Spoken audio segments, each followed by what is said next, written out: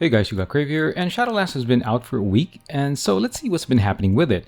Now, by the way, this isn't really a proper review, as I often feel that MMOs will need 2 or 3 months for someone to properly get a feel of things, or maybe you'll need a few hundred hours. At least that's for the person with other real-life stuff and other games on their plate. Now, the first thing you'll notice about Shadowlands is that it is a visually newer experience. I mean, it's nothing new if you've been playing other games, and in this one there are some callbacks to some of WoW's previous plots and zone art styles, but it is new in terms of the world we are visiting. It's not Kalimdor, it's not Draenor, not a blast of the past theme. It is a reality beyond what our player characters would have seen. Ever remember your avatar starting out in Orgrimmar or maybe Goldshire? Things are different now, and things are visually pleasing from what I've seen so far. In terms of the zones, Bastion and Ardenweald are easy to basically call out, as they have the brightest and most color-infused zones respectively. I'll however argue that Revendreth looks great, especially with the Sinfall area. Maldraxxus might be, well, maybe you could say it's the least interesting visually, but it sure looks great at night when it gets that greenish hue. Now, while on probably the not as popular zone, Revendreth also has the best NPC models in the Venthyr.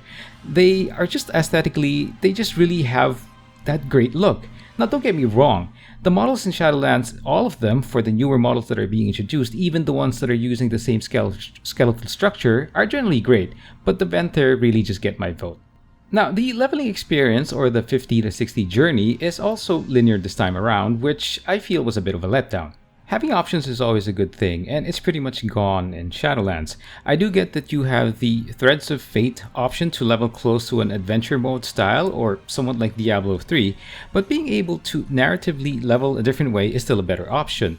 Now sure, branching storylines can get pretty old maybe in a month's time, but yeah, what game doesn't get old eventually? Even RPG greats like The Witcher feel samey or same after a couple of playthroughs, or multiple playthroughs. An option is still an option. Now, because it is an MMO, the group dynamics will always be a part of it, and it is still very much the same in Shadowlands compared to the previous expansions. At this point of recording, you can group up for quests and do dungeons either with friends or with the group finder option. You can also join in with your guild or look up for mythic zeros. By the way, not being able to run zeros with regulars is still pretty much a pain early on, so in that regard, it's normal. And PvP is still out of season as I record this, but really nothing stops you from doing pre-mates, which more often than not stomps pub groups.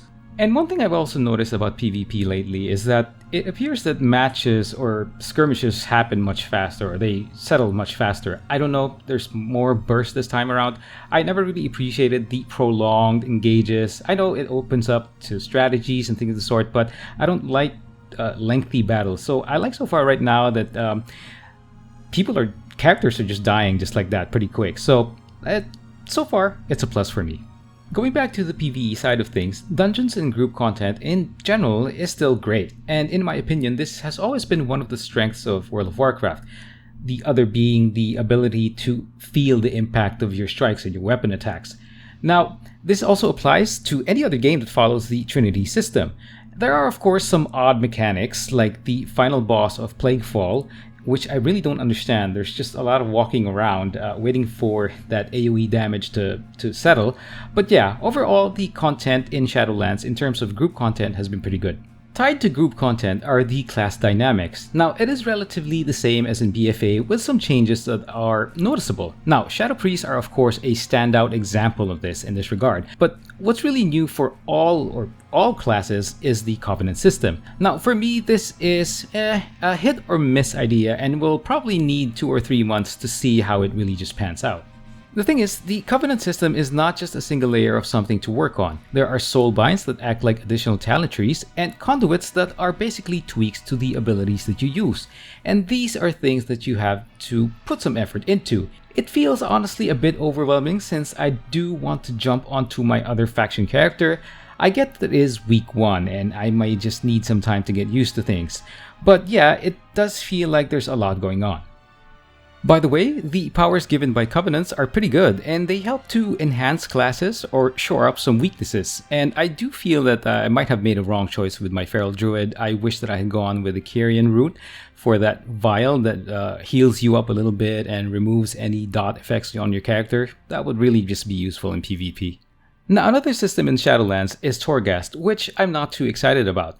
If you played games like Hades and RoboQuest, Torghast format is somewhat the same, although the levels are in a tower format, with, of course, WoW's flavor painted on it this time around. It's not terrible as the roguelites go, but it's still not something I'd really spam very often. It's, however, required or tied to the legendaries you can craft for your avatar. So it does have that quote-unquote, this is something I have to get done feel, especially if you're into harder content. If previous expansions have shown us anything, some groups will have very specific requirements before you get to join up with them.